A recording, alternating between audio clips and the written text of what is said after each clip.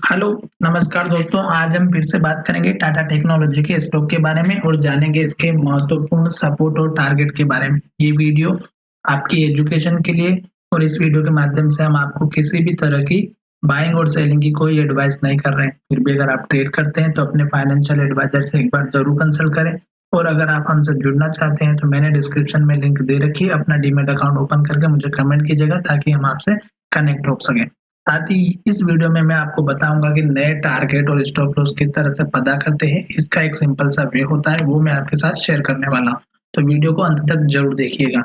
अब हम यहाँ पर देख रहे होंगे कि आपने जो स्टॉक स्टार्टिंग में लिया था, अगर आप उसको देखेंगे तो आपको समझ में आएगा कि स्टॉक में किस तरह से जो है ट्रेडिंग होती हुई दिखाई दे रही थी। ठीक है, यहाँ पे मैंने थोड़ा सा कुछ और क्लिक कर दिया। अभी मैं आपको फिर से दिखा देता हूँ। जैसे चार्ट आता अपना, चार्ट आने के बाद में यहाँ पर मैं सर्च करता हूँ टाटा का, टाटा टेक। ठीक है, यहाँ पर देख सकते हैं टाटा टेक्नोलॉजी का मैंने स्टॉक सर्च कर लिया है। अभी मैं इसको फुल साइज में कर लेता हूँ पहले, ताकि हमें अच्छे से समझ में आए। ठीक है, यहाँ पर देख सकते हैं कि ये जो हमारा चार्ट है, अभी 15 मिनट में हम इसको सेव करेंगे वन डे में। ठीक है, तो सबसे पहले हम इसको वन डे में देखेंगे। तो वन डे में आपको दिखाई दे रहा होगा कि स्टॉक का जो पुराने हाई और लो लेवल थे, सबसे पहले हम उसको ही मार्क करेंगे। तो सबसे पहले यहाँ पर हम ट्रेंड लाइन ले लेते हैं।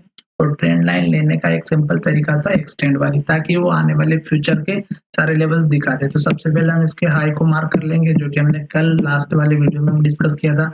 उसके बाद हम बात करेंगे यहाँ पर इसके कैंडल के लो का। तो ये जो हमारा पिछला लो था, इसको हमने मार्क कर लिया है। जो दो लेवल हो चुके हैं आपको दिखाई दे रहे होंगे। तो स्टॉक अभी इसी के रेंज के अंदर काम कर रहा है। ठीक है, क्योंकि स्टॉक में स्टार्टिंग में बहुत ज्यादा ट्रेडिंग हुई थी। जब इसका आईपीओ आने के बाद ये फर्स्ट टाइम जो स्टॉक में ट्रेड हो रहा था, तब देखेंगे तो वॉल्यूम भी बहुत ज्यादा था और यहाँ पर प्रॉफिट बुकिंग हुई थी। जब इसके बाद स्टॉक में जब गिरावट आई तो स्टॉक ने यहाँ पर लो बनाया, फिर स्टॉक ऊपर की तरफ गया। तो जब सेकेंड टाइम जब ऊपर गया तो हमारा जो हाई था, यहाँ पर देख रहे होंगे, इसका हाई हमने जो है यहाँ पर मार्क कर दिया। ठीक है, ये चीज आपको कोई सिखाए या ना सिखाए, आपको खुद से जरूर सीखना है किसी भी वीडियो के माध्यम से, क्योंकि ये आपके लिए बहुत ही इंपॉर्टेंट होने वाली है।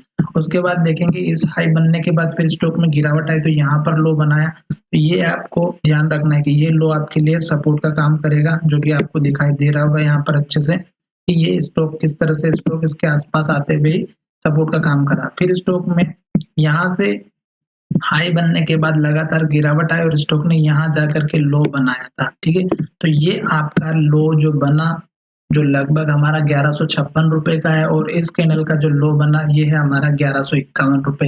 यानी कि हम 1150 रुपए का एक रेंज लेकर के चल सकते हैं, 5 रुपए का, 1150 से लेके 55-56 के बीच का। तो ये हमारा सपोर्ट का जोन हो चुका है। ठीक है, इस बात का ध्यान रखिएगा। मैं आपको यहाँ पे थोड़ा सा रेड लाइन के थ्रू इंडिकेट कर देता हूँ ताकि आपको समझ में आ जाए। दोनों लाइन का पता रहेगा, क्योंकि सपोर्ट जोन रहेगा तो आपको अच्छे से क्लियर दिखाई देगा। ठीक है, तो ये हमने सपोर्ट का एक लेवल बना दिया। अब जब से स्टॉक इस लेवल के पास में आता है तो इससे ऊपर जाने की कोशिश करता है। जैसे कि यहाँ पर देख रहे हैं, कल के दिन स्टॉक में बहुत बढ़िया एक जंप मूवमेंट मिला, पर सेलिंग प्रेशर होने की वजह से स्टॉक फिर से नीचे आ चुका। तो यहाँ पर अगर आप देखेंगे तो जो हमारा पिछला जो ये हाई था स्टॉक का, ये यहाँ पर बना हुआ है, देख रहे होंगे इन्वर्टेड हैमर के थ्रू। तो यहाँ पर स्टॉक ने हाई बनाया था, इसी हाई के पास स्टॉक गया और फिर से स्टॉक नीचे आ चुका। तो जब तक स्टॉक इस लेवल को ब्रेक नहीं करेगा तब तक आपको ये स्टॉक ऊपर जाता हुआ नजर नहीं आएगा।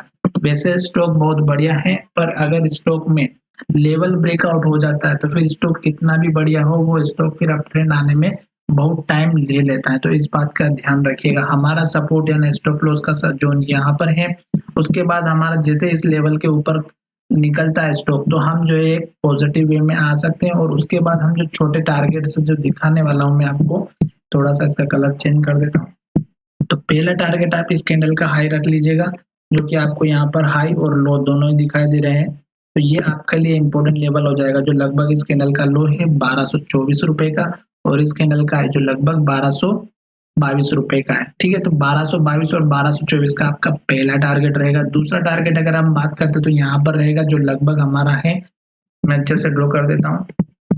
दूसरा टारगेट आप यहाँ पर देख सकते हैं, जो लगभग हमारा है यहाँ पर 1270 रुपए के आसपास का। तो ये दो मेजर टारगेट रहेंगे। जैसे ही ये लेवल ब्रेकआउट होगा फिर आपको इमीडिएटली ये टारगेट मिलेगा, जो लगभग ₹47 के आसपास का है, ठीक है? तो इस कैंडल का जो हाई है ये आप यहाँ पर मार्क कर सकते हैं। तो ये मैंने आपको इस तरह से जो है लेवल्स बनाना बता दिया। साथ ही अगर आप देखेंगे तो कल की जो ट्रेडिंग सेशन है उसमें वॉल्यूम बहुत बढ़िया आया था।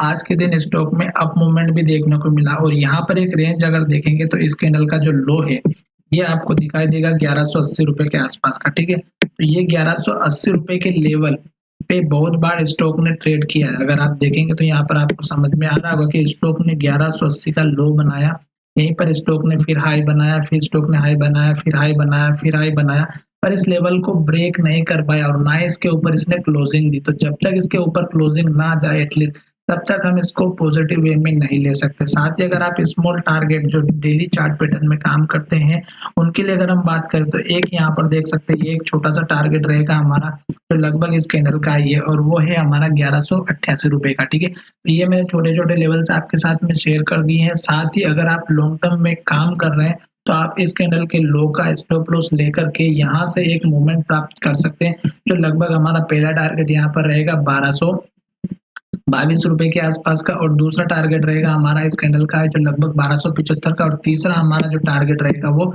इस कैंडल का हाई और चौथा टारगेट इस कैंडल का है। ये 4 टारगेट आपके लिए बहुत ही इंपॉर्टेंट होने वाले हैं।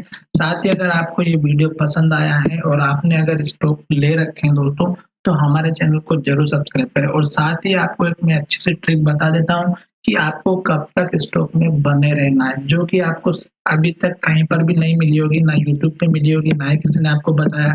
अगर आपने कोई स्टॉक ले रखा है, तो जब तक स्टॉक अप ट्रेंड में है और हर दिन एक ग्रीन कैंडल बना रहा है, क्लोजिंग ऊपर हो रही है, तो आपको बने रहना है और जब तक आपको एंटर नहीं करना है एक नए स्टॉक में, जब तक कि स्टॉक में एक गिरावट आने के बाद में वो थम ना जाए। जैसे कि अगर आप यहाँ पर देखेंगे स्टॉक ने यहाँ पर रेड कैंडल बनाई, फिर रेड कैंडल बनाई, फिर रेड कैंडल बनाई, ग्रीन कैंडल बनाई, पर नेक्स्ट ट्रेडिंग सेशन में देखेंगे इसके लो को ब्रेक करके नीचे चला गया। फिर स्टॉक ने यहाँ पर एक ग्रीन कैंडल जरूर बनाई पर नेक्स्ट ट्रेडिंग सेशन में रेड कैंडल बना दी।